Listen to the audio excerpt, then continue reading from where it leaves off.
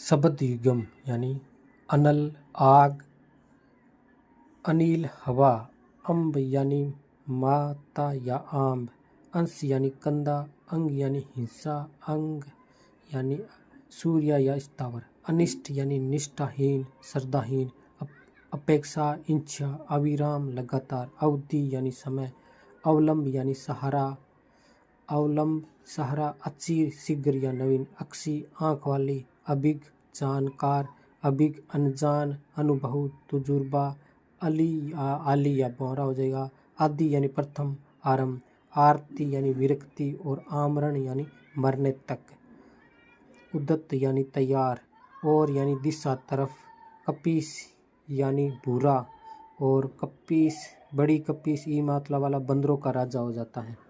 कृति यानी रचना या कार्य, कोई पुस्तक हो जी करती है। कुल यानी सभ्य यानी वंश हो जाएगा। कांता यानी सुंदर स्त्री, कलश यानी घड़ा हो जाएगा, कुलिस यानी हीरा या वज्र हो जाएगा।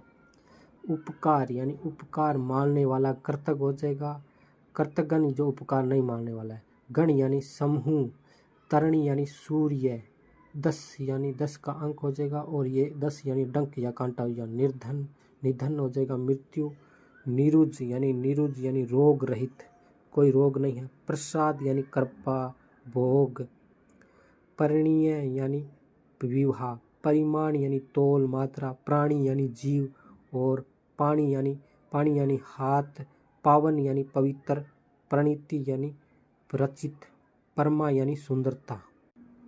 भीति यानी डरा हुआ, भंवर यानी आवर्त, मोर यानी मुकुट, और एक मोर यानी पक्षी। मंदिरा यानी अश्वशाला, और मदिरा को होता है शराब। वरण यानी चुनाव, शक्ल एक हो जाए टुकड़ा या चमड़ा होता है। एक शक्ल होता है समस्त, और एक शक्ल होता है सूरत।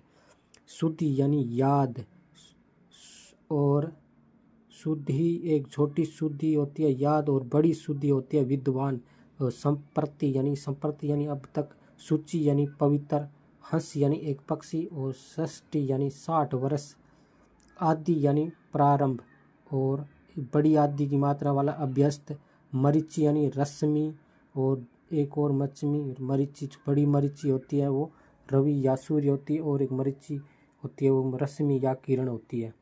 कुंज यानी उरोज, और कुंज यानी प्रस्थान, और इति यानी समाप्त होती है, और एक बड़ी इति वाली विद्वान भी होती है। और पशु यानी जानवर, और पांसु यानी मूल्य, पण यानी प्रतिज्ञा,